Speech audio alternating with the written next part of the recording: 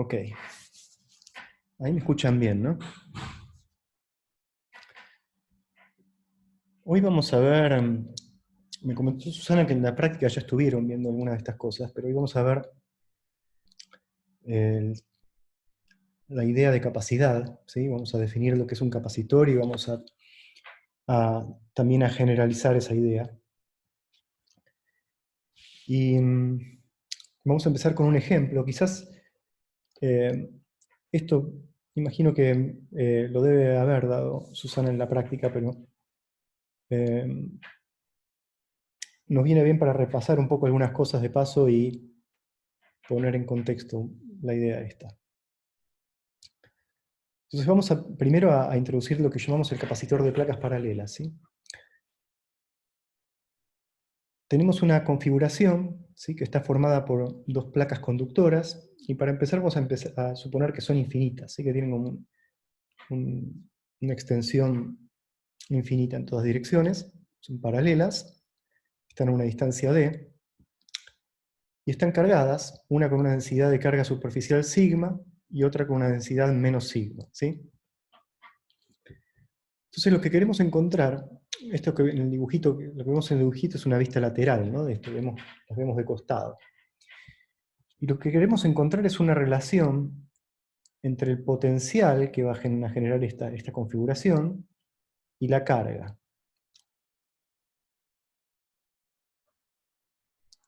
Entonces, si bien esta configuración, primero vamos a resolver este problema electrostático, ¿sí? Vamos a calcular el campo eléctrico para empezar. Si bien la configuración no tiene simetría de reflexión, ¿por qué? Porque las cargas son de signo opuesto, ¿no? Un plano único sí tiene esa simetría, y podemos resolver el problema de un plano único por la ley de Gauss y usar el principio de superposición después para sumar dos planos, ¿no? Uno con carga sigma y otro con carga menos sigma. Entonces, esto lo voy a pasar bastante rapidito porque ustedes ya están familiarizados con estas cuentas de hacerlas en la práctica, pero me parece que está bueno igual que al menos rápido las miremos.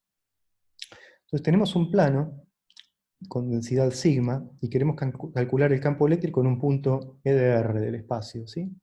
Estamos poniendo un sistema de coordenadas que tiene el eje X perpendicular al plano, y el plano está apoyado, digamos, vive sobre el plano formado por los ejes Y y Z.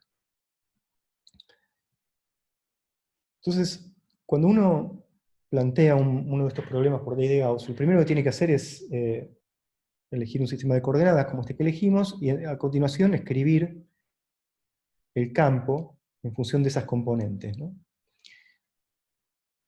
El campo eléctrico es un vector que podría tener, para un problema como este, componentes en cualquiera de las tres direcciones, ¿no? X versor, Y versor o Z versor.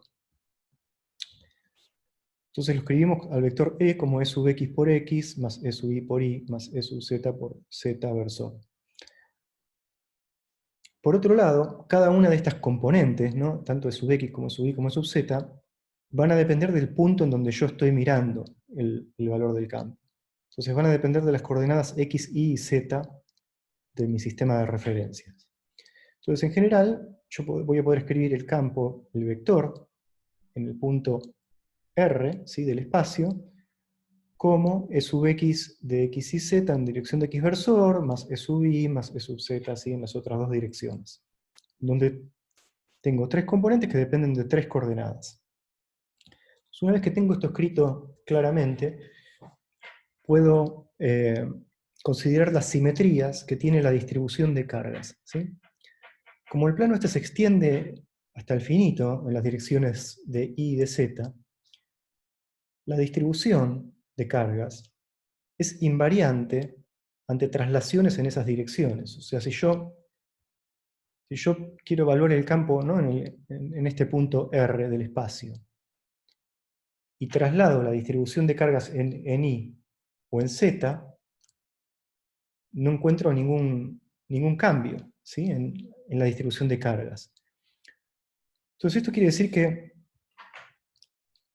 el campo eléctrico no puede depender ni de la coordenada y ni de la coordenada z, ¿no? Porque si lo hiciera, entonces sería absurdo que cuando yo desplazo la distribución de cargas en esas direcciones, yo no veo ningún cambio en la distribución de cargas, ¿no? Desde el punto donde la estoy mirando, porque es infinita en esas direcciones.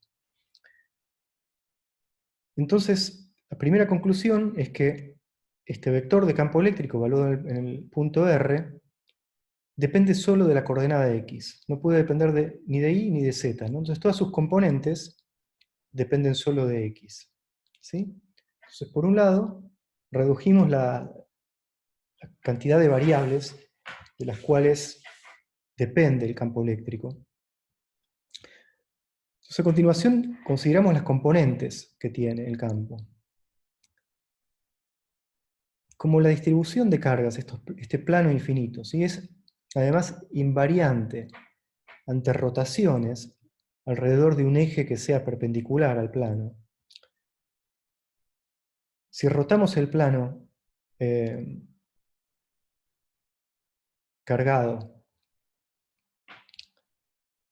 alrededor de ese eje X versor, ¿no? Un eje que sea paralelo al eje X, o cualquier eje paralelo a X versor en realidad, la distribución de cargas no cambia, ¿sí? Yo giro el plano en una dirección en otra y no veo ningún cambio en la distribución de cargas. Entonces, como consecuencia de esto, las componentes perpendiculares que yo dibujé acá como E perpendicular, ¿sí? a esta dirección del eje X versor, van a ser nulas. ¿Por qué? Porque si no lo fueran, si yo tuviera una componente perpendicular al eje de rotación, al rotar la configuración en torno a ese eje, esta componente E perpendicular cambia de dirección porque rota, mientras que la distribución de cargas no cambia en absoluto, porque es siempre la misma, ¿sí? A medida que efectúo esa rotación. Entonces, como consecuencia de esto, las componentes, I y Z del campo eléctrico tienen que ser nulas. Y el campo eléctrico entonces va a ser una función de x en la dirección de x versor, ¿sí? Lo podemos escribir de esta manera.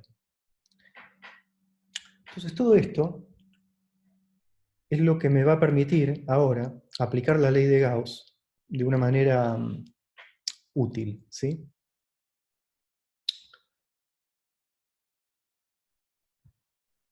Ahora, una cosa más que necesitamos para poder aplicar la ley de Gauss es la simetría de reflexión que tiene esta distribución de cargas. Si yo reflejo con respecto al plano que está en el plano XY, la distribución de cargas queda en el mismo lugar. Pero el vector de campo eléctrico que apuntaba en una dirección, al reflejarlo, apunta en la otra dirección del otro lado, ¿cierto? Ahora, el módulo no cambia. Entonces, lo que podemos decir de esto es que el campo eléctrico en la posición menos X va a ser igual a menos el campo eléctrico en la posición X. ¿Sí? Que es lo que está escrito acá. O dicho de otra manera, si E en X es E de X por X versor, en menos X es menos E de X por X versor.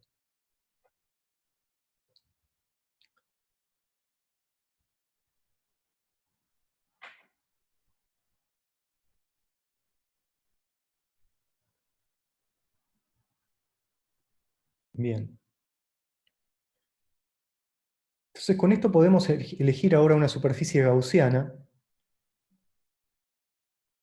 que nos permita evaluar esta integral. No todo el truco de aplicar Gauss es encontrar una manera de evaluar esta integral, ¿sí? Sin saber el campo, sin conocer el campo. O sea, ¿cómo hago una integral del campo si no conozco el campo? Bueno, el truco es conseguir pescarlo, sacarlo de esta integral afuera, ¿sí? De manera que quede como que lo pueda despejar luego de la ecuación. Entonces, para este caso de esta simetría plana que acabamos de describir, lo que podemos usar es una caja, ¿no? Que encierra el plano y que tenga tapas paralelas de un lado y del otro, paralelas al plano, y, ¿cómo se dice?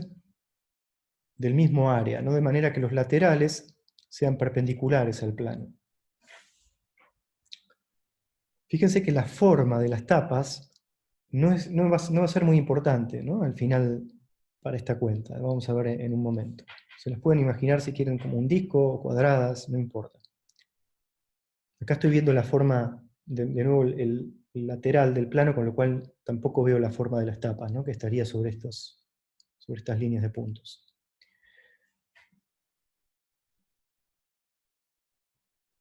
Bien, entonces una tapa la ponemos en la coordenada x, que es donde quiero evaluar el campo, y la otra en la coordenada menos x, ¿sí? Equidistante, porque eso me va a permitir usar esta simetría de reflexión.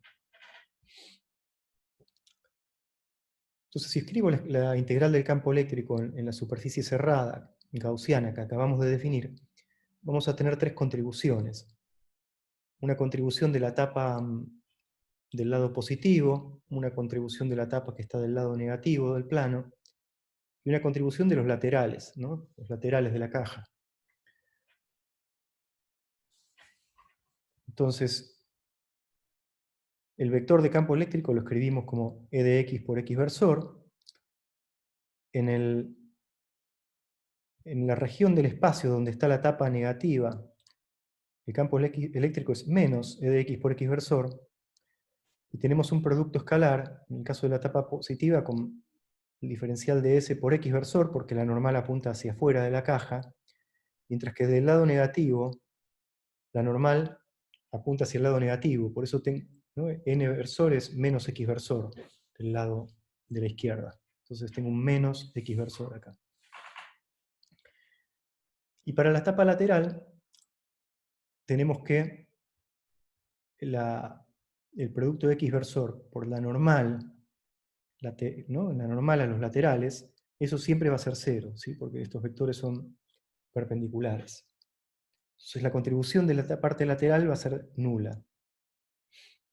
Físicamente, digamos, lo que esto está aprovechando es que como las líneas de campo están en la dirección x, cualquier superficie que sea perpendicular al versor x no va a ser pinchada, ¿no? Por el campo eléctrico, ni para adentro ni para afuera, no va a ser atravesada por las líneas de campo. Entonces, esta es la gracia de las aplicaciones de la ley de Gauss, ¿no? Fíjense lo que estamos haciendo, estamos construyendo. Básicamente tiene dos elementos esto. Estamos armándonos una superficie que tiene partes que son perpendiculares a las líneas de campo y que por lo tanto no van a tener flujo y no van a contribuir a la integral, en este caso los laterales, y otras partes, en este caso las tapas, en las cuales el campo es constante por la simetría que tiene, en este caso, ¿sí? Entonces, ¿no? las partes de la superficie donde la normal es perpendicular a las líneas de campo me van a dar 0 y no las voy a necesitar evaluar. Y en las partes donde el campo no es 0, es constante y lo vamos a poder sacar de la integral, ¿no?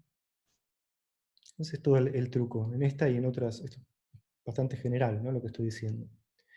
Entonces, sobre el lateral se anula la integral. Como las tapas tienen un x fijo, las elegimos de esa manera, e de x sale afuera de estas integrales, ¿no?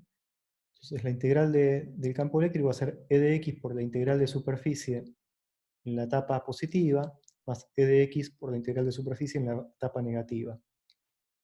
En donde acá el signo menos del campo eléctrico se canceló con el signo menos de la normal, ¿no? Y tiene sentido, porque de este lado las líneas de campo salen de la caja, ¿no? Entonces contribuyen positivamente al flujo. Entonces tengo dos veces el campo eléctrico en X por el área de las tapas, ¿no? Que es la integral de superficie. Y acá es donde les decía, fíjense que salió del área, no importa si esto era un disco, un cuadrado, la formulita que tenga este área no me importa para este cálculo. Podría tener una forma arbitraria la tapa, siempre y cuando los laterales, como decíamos, sean perpendiculares al plano. Por otro lado, lo que hay del otro lado de la ley de Gauss es la carga encerrada, ¿no? Y en este caso lo que está recortando esta caja es esta lámina que está acá adentro, que tiene un área A, ¿no? Entonces la carga encerrada, Q encerrada, va a ser sigma por A. Entonces igualando estas cosas, las áreas se cancelan, y de nuevo eso es algo que siempre pasa en estas aplicaciones, que los detalles, digamos, de la superficie que uno elige para calcular el campo no pueden aparecer en la expresión del campo, ¿no? En este caso el área de la caja esta. Se cancelan las áreas y podemos despejar el campo eléctrico como sigma sobre 2 epsilon 0. Entonces, una forma de escribir la expresión vectorial para el campo eléctrico es con la función signo de x, ¿no? Que vale 1 para x positivos y menos 1 para x negativos. De esa forma incorporamos el campo en las dos regiones del espacio, ¿no? Bien, esto es para una placa, ¿no? Para una lámina. Ahora, si tenemos las dos láminas, usando el principio de superposición, tenemos que entre las dos placas, en el espacio, ¿no?, que está encerrado entre las dos láminas, el resultado es que se suman los campos y me da sigma sobre epsilon 0 en x versor, y fuera de esa región me va a dar 0 el campo. ¿Sí? Esto lo dibujé más abajo, vamos al dibujo. La placa sigma genera campos que se alejan, ¿no? El E sub más que va hacia la izquierda de aquel lado y hacia la derecha en toda esta región del espacio, mientras que para sigma menos, para la placa negativa, el campo va hacia la placa de este lado y hacia la placa de este lado. Entonces se cancelan los campos de este lado, se cancelan de este otro, pero en el medio se suman, ¿no? Bien, esto seguramente lo habrán visto, solo les quería dar como una, como decía antes, un poco, a modo un poco de repaso y un poco de cómo incorporamos el lenguaje que usamos en la teoría para calcular estas cosas. Una vez que conocemos el campo eléctrico, podemos calcular el potencial, ¿no? Más que el potencial, la diferencia de potencial nos interesa entre las dos láminas, ¿sí? Entonces, B más menos B menos va a ser menos la integral yendo de menos a más del campo eléctrico, ¿no? Una integral de línea tenemos.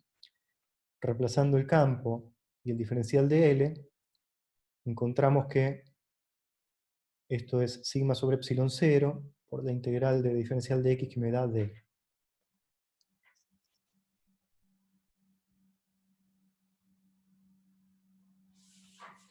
Ahora, si tuviéramos en vez de dos láminas infinitas, ¿no?, el problema físico de dos láminas finitas que tienen un área determinada, entonces las placas van a tener una carga finita, más y menos Q, que va a ser sigma por el área. Y si el área es muy grande con respecto a la distancia que separa las láminas, dicho formalmente, si la raíz de A es mucho mayor que D, entonces la carga va a estar distribuida uniformemente, ¿sí?, en las láminas, y vamos a poder definir una densidad de carga uniforme sigma, que es Q sobre A. Esto es una aproximación, ¿sí?, para un sistema finito. Porque en realidad, si yo miro con lupa cerca de los bordes de las láminas estas, la distribución de carga ya no va a ser uniforme, no voy a tener una variación ahí. Entonces, el potencial lo voy a poder escribir, en vez de reemplazar, ¿no?, reemplazando sigma por su expresión como Q sobre A, lo que nos queda es que el potencial es Q por D sobre epsilon 0 por A. Entonces, la primera conclusión importante de esto es que, primero, que el potencial es proporcional a las cargas que yo puse en la placa, ¿sí? B es proporcional a Q. Y la constante de proporcionalidad, que la podemos definir como Q sobre B, es lo que vamos a llamar la capacidad de este sistema de conductores, ¿sí? Y para este caso particular, de dos láminas paralelas, es epsilon 0 por el área sobre la distancia que las separa. Entonces esta configuración de dos láminas finitas paralelas la llamamos capacitor, ¿no? Y esto es su capacidad. La capacidad, o sea, el nombre capacidad viene de que, fíjense que si multiplicamos por B esta expresión, tenemos que Q es igual a C por B, ¿no? Entonces, para un potencial fijo dado, C me dice cuánta carga hay en este dispositivo.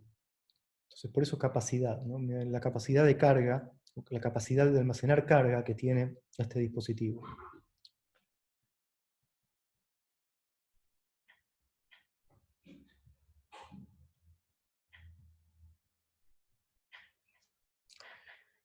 Bien. Ahora, si nos imaginamos dos conductores de forma arbitraria, no dos láminas infinitas o dos láminas paralelas siquiera.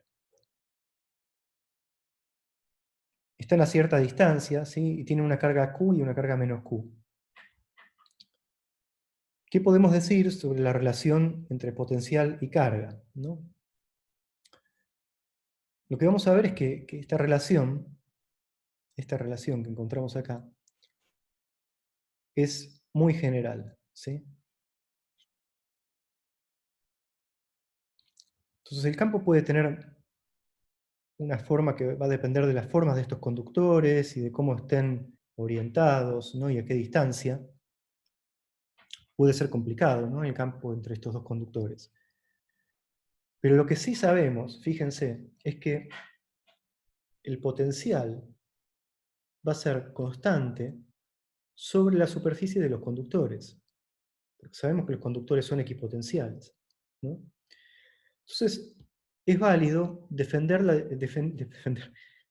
la diferencia de potencial entre ambos conductores. Porque uno está a un potencial y el otro a otro potencial. Podemos definir un B, acá estoy usando un poco de la notación, esto sería como un delta B, que es B más menos B menos. ¿Y eso qué va a ser igual? Bueno, va a ser igual a menos la integral del campo eléctrico para ir del conductor cargado negativamente al conductor cargado positivamente, ¿no? La integral de línea. Por otro lado, sabemos, por la ley de Coulomb para el campo eléctrico, en función de la densidad de cargas volumétrica, sabemos que el campo eléctrico es 1 sobre 4 pi epsilon 0, por la integral de ρ por R reversor sobre R cuadrado, ¿no? En el volumen. Entonces, lo que nos dice esta expresión, esto puede llegar a ser complicada, esta integral, pero lo que nos dice es que el campo va a ser proporcional a la carga total, ¿sí? ¿Por qué? Porque si duplicamos, por ejemplo, la carga que hay en los conductores estos, si la duplicamos, la densidad de carga se duplica, y por lo tanto también se duplica el campo eléctrico, ¿sí? Porque esto es lineal con ρ. Y bueno, si se duplica el campo eléctrico, también se duplica esta diferencia de potencial, ¿sí? Porque es lineal con el campo eléctrico. Entonces la relación entre carga y potencial es una relación proporcional, ¿sí? Independientemente de la forma que tengan estos conductores, podemos decir que Q va a ser una constante por B. Entonces, esto define de manera muy general la capacidad de una configuración de dos conductores como la carga sobre la diferencia potencial entre ellos. ¿No? De nuevo, acá la observación esta de lo que aclara es lo que les comentaba hace un momento, que la capacidad nos está diciendo, bueno, si la diferencia de potencial está dada entre los dos conductores, porque los conecto a una batería o los cargo con una pila o lo que sea, ¿cuánta carga tienen? Bueno, va a ser igual a C por B.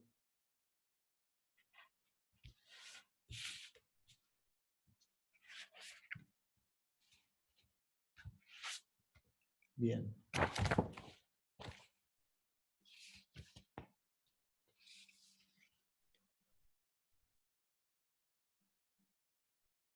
La capacidad, ¿sí? La capacidad de la configuración depende solamente de aspectos geométricos, ¿sí? Depende de cosas como las formas de los conductores estos, el tamaño, por supuesto, la disposición, si están inclinados de tal o cual manera, ¿sí? La distancia que los separa. Pero no depende, justamente, no depende de la carga, ¿no? Esa es la gracia de esto. Entonces, si yo consigo calcular ese coeficiente de proporcionalidad, como sea, o medirlo, entonces, cuando cambie la carga, si cambio la carga puedo saber cuánto cambia el potencial o viceversa. Si conecto ahora otra batería, puedo saber cómo va a cambiar la carga, ¿no? La capacidad tiene unidades, se llaman los faradios, que son, por cómo está definida, son unidades de carga sobre diferencia de potencial, es decir, Coulomb por volt.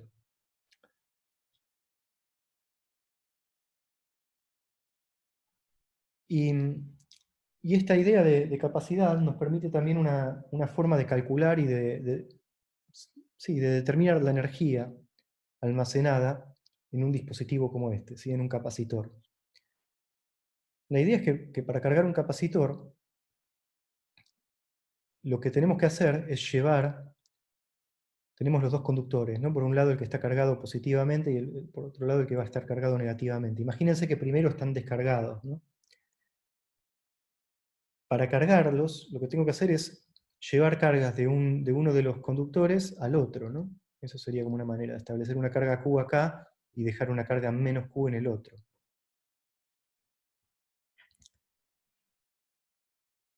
Para realizar esa operación vamos a tener que hacer un trabajo. Llevar la primera carga no me cuesta nada, pero a medida que empiezo a llevar más y más carga va a ser más, ¿no? Me va a costar más trabajo. ¿Por qué? Porque va a haber un campo eléctrico que se va a estar estableciendo en la región intermedia. Entonces, en un momento determinado, cuando el potencial está dado por B, ¿no? La diferencia de potencial, entonces el diferencial de trabajo necesario para llevar una carguita diferencial de Q del conductor cargado negativamente, el cargado positivamente, va a ser igual a B por diferencial de Q, ¿no? Entonces, si a este B lo escribo como Q sobre C, usando la definición de la capacidad del sistema, entonces me queda una expresión en donde las variables es solo la carga, ¿sí? Y C es una constante. Porque en esta expresión, B también es una función que va a ir cambiando a medida que cambie Q, ¿no? Tengo dos variables.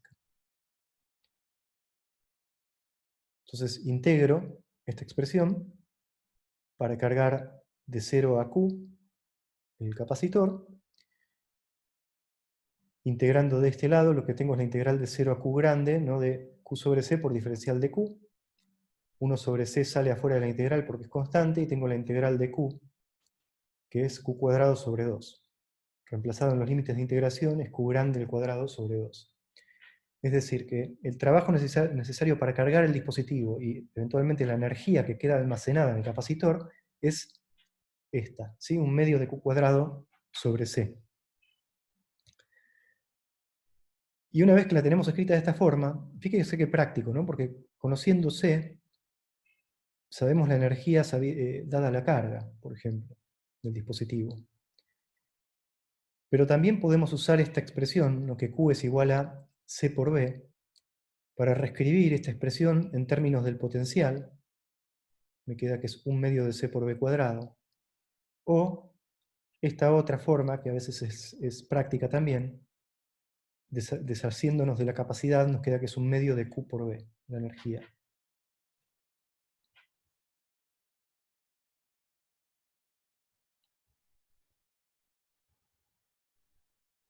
Por ahí se están preguntando, bueno, hace un par de clases atrás, 3 clases atrás, habíamos calculado una energía, ¿no? Electrostática. ¿Se acuerdan? Habíamos dicho que la energía estaba dada por, básicamente es algo hasta el coeficiente epsilon 0 sobre 2, por la integral del campo al cuadrado, no sé si se acuerdan. Bueno, esto es consistente, ¿sí? Es la ecuación 41.3, si quieren ir a chequearla. Esto es consistente con este resultado, porque integrando, ¿quién es E cuadrado? Bueno, el campo es sigma sobre epsilon 0, ¿no? Entre las dos placas. Y integrando ese campo en el volumen entre las placas, sigma sobre epsilon 0 cuadrado sale afuera de la integral, me queda la integral del volumen, que es el área por la distancia, que están separando las placas. ¿Sí? Entonces, la energía o el trabajo es un medio de 1 sobre epsilon 0, sigma cuadrado por a cuadrado, y acá,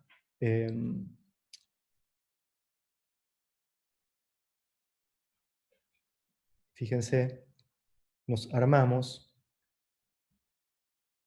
la expresión para la capacidad del capacitor de placas paralelas que teníamos más arriba, ¿no? Acuérdense que para placas paralelas la capacidad era epsilon 0 por a sobre d. Entonces lo que estoy haciendo acá es, al multiplicar y dividir por el área, estoy armándome un epsilon 0 por a sobre d en el denominador, que va a ser esta capacidad. Y arriba lo que queda es sigma por a al cuadrado, que es la carga al cuadrado. ¿Está bien? Es la misma expresión que tenemos acá. Eso es para que vean la consistencia de estas dos derivaciones. Luis, tengo un par de dudas acá. Dale, a ver. ¿El resultado que llevamos del trabajo es solo para placas paralelas? O sea, la última expresión, la de 79.3, ¿sirve solo para placas Eh, paralelas? no, no. Esta es muy general. Fíjate que lo que estamos usando acá es un poco esta relación. Esta relación de proporcionalidad entre carga y potencial es muy general para dos conductores. Es lo que argumentamos acá, ¿no? Ahora vamos a generalizar esto con un poco más de formalidad y le vamos a dar más consistencia. Pero básicamente es esto, ¿sí? El potencial es proporcional al campo y el campo es proporcional a la densidad de carga. Entonces, indirectamente, eso me está diciendo que el potencial es proporcional a la carga. La constante de proporcionalidad se escribe de esta manera, ¿no? Es Q, se escribe como C por B. Y esto no necesariamente es para placas paralelas. Entonces, esta cuenta es general. Acá la estoy aplicando para ese caso particular de dos placas paralelas. Estoy usando la fórmula de la energía que habíamos obtenido antes y estoy reemplazando el campo por este caso particular, ¿sí? Esto sí es Ah, un entiendo. caso particular. Ok. Y otra pregunta. Sí. La expresión del trabajo que dice dW es igual a B por dQ, ¿eso era algo que habíamos visto antes? O, o sea, ¿de dónde salió esa expresión? Sí, eso lo habíamos visto antes, no puse la referencia acá. Eh, pero acordate que el potencial era el trabajo por unidad de carga, ¿no? Que uno hacía al mover cargas de un lado a otro. Después, si querés, nos fijamos en esa referencia. Dale, sí, si no, después ¿Está me fijo. bien? Sí.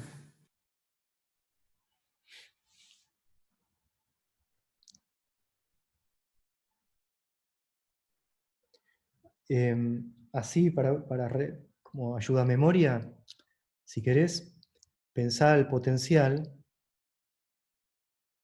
como,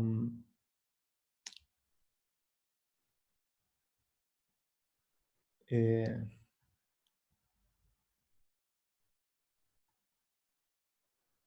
¿cómo se dice? Un diferencial de potencial como campo por distancia, ¿sí? Campo por distancia, y campo por carga es fuerza.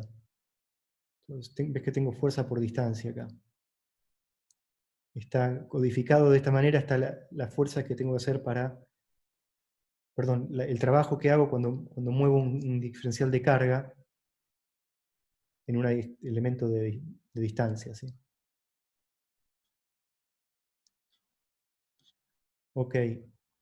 Ahora, en realidad, voy repasando esto, pensé que lo que viene ahora en el apunte es una generalización de esta idea de capacidad a un sistema mucho más arbitrario, ¿sí?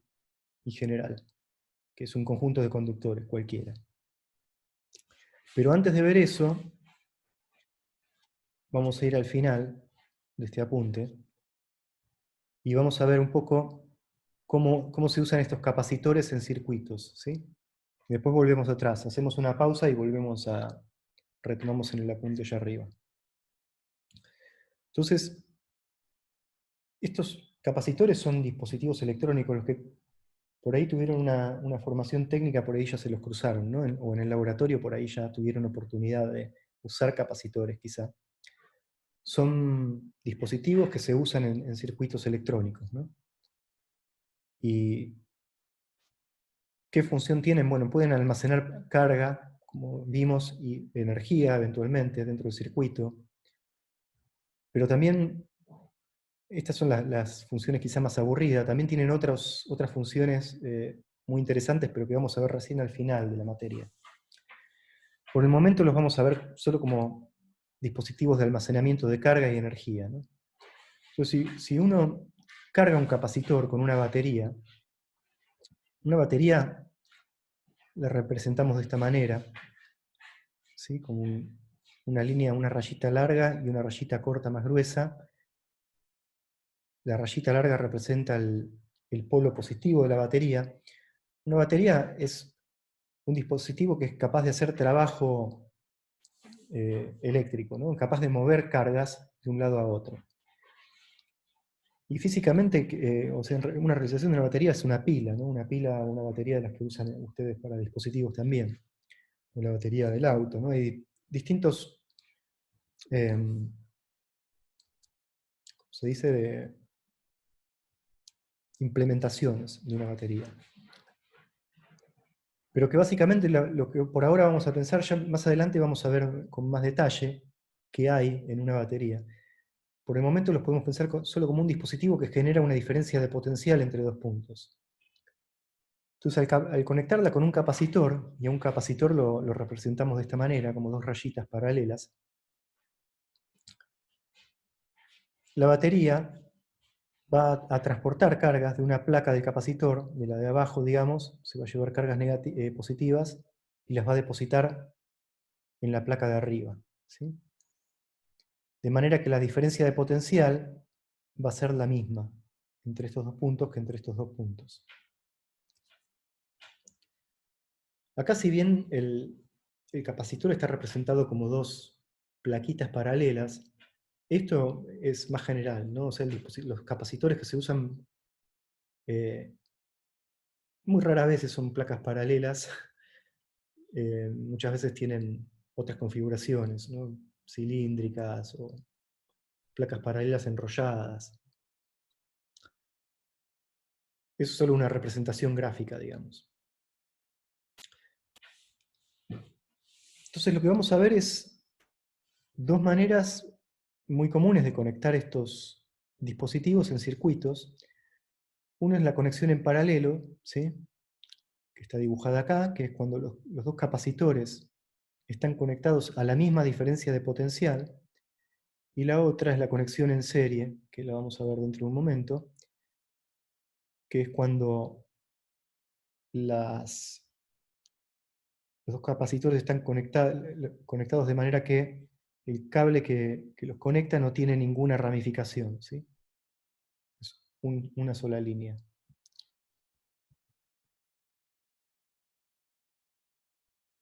Entonces, si están conectados en paralelo, como acá, la definición de la conexión en paralelo es que están al mismo potencial, ¿sí?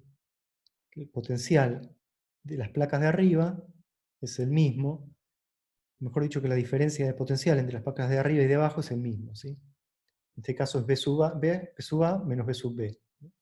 Potencial de este punto menos el de este punto.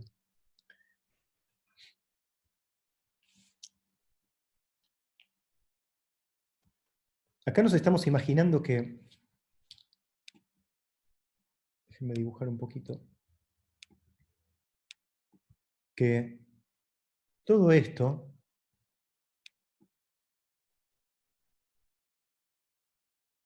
es un conductor ideal, ¿sí? Es un cable de un conductor que al ser conductor está todo al mismo potencial. ¿Tá? Entonces todo esto, estas son placas conductoras también, todo lo que está azul está a un potencial y todo lo que está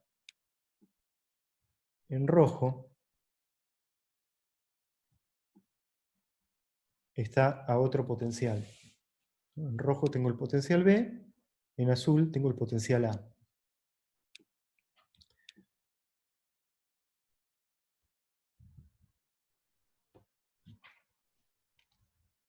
Entonces, con una diferencia de potencial B, las cargas Q1 y Q2 que va a haber en el capacitor 1 y en el capacitor 2, ¿sí? Suponiendo que tienen capacidad C1 y C2, son C por B. ¿No? Para C1 tengo C1 por B y para C2 tengo C2 por B.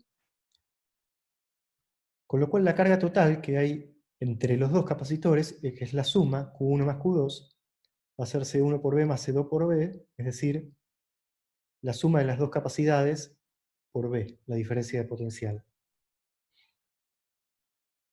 Entonces, lo que vemos acá es que si uno reemplaza los dos capacitores, ¿sí?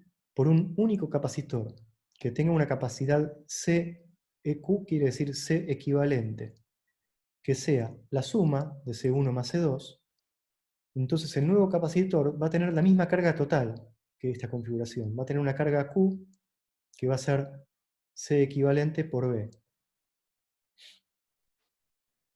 ¿Cierto? Entonces puedo reemplazar esos dos capacitores por un capacitor equivalente que tenga la suma de sus capacidades.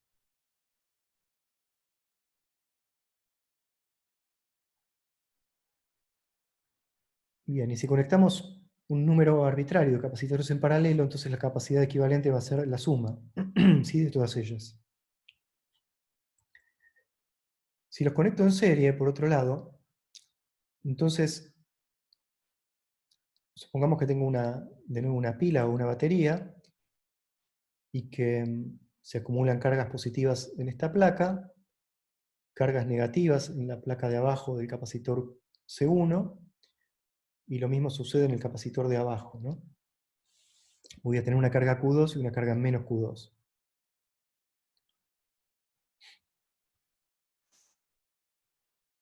Entonces, si están en serie, esta sería la definición de qué quiere decir estar en serie. Están conectados o unidos por un hilo o un cable conductor que no tiene ninguna ramificación. ¿Sí? Entonces, si yo aislara, fíjense, si yo recorto acá, esto que tengo ahí adentro es una pieza conductora que está desconectada de todo el resto, ¿no? La placa de arriba, el cable que la une a la placa de abajo, ¿no? Esta es la placa de abajo del capacitor de arriba, esta es la placa de arriba del capacitor de abajo. Pero lo que pinté de verde ahí es un solo conductor que no está cargado, ¿sí? Tiene carga neta 0. Entonces, como consecuencia, Q2 más menos Q1 tiene que ser 0. Es decir, Q2 es igual a Q1. La carga en el capacitor de abajo es igual a la carga del capacitor de arriba. ¿Está bien?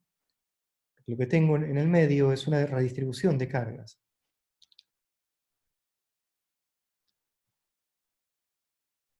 Bien, entonces la puedo llamar Q, ¿sí? Q1 es igual a Q2, la llamo Q a ambas. Entonces, si calculamos la diferencia de potencial ahora entre el punto A y el B, puedo introducir un punto intermedio entre los dos capacitores, y a BA menos BB lo podemos escribir como BA menos B sub I más B sub I menos B sub B, ¿no?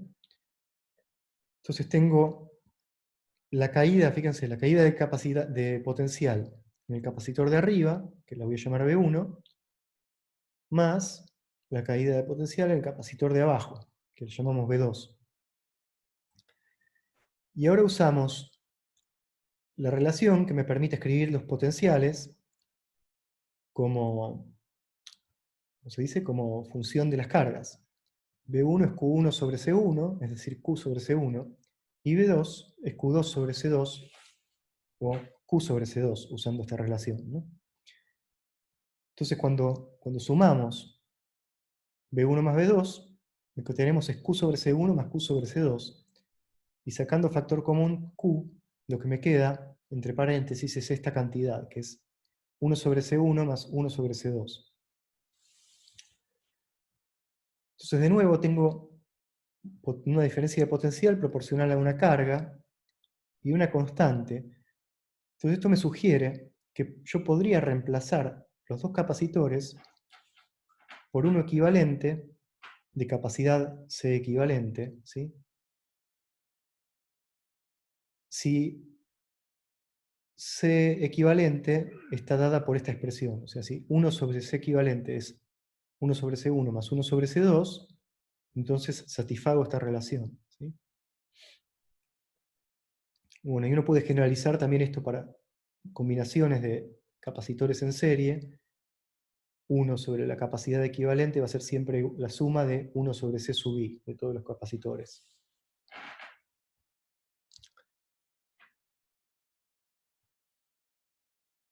Bien, esto yo creo que algo de esto les tiene que haber contado Susana ya, si estuvieron viendo estas cosas en la práctica, ¿no? ¿Es así?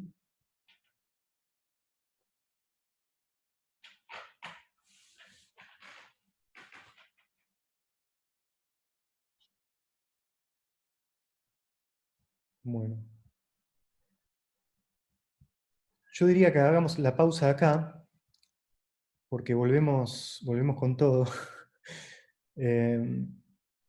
La segunda parte es eh, compleja, así que estaría bueno que se tomen un descansito. Son -5, así que podríamos hacer hasta y 5. ¿Quieren? Dale. Bueno.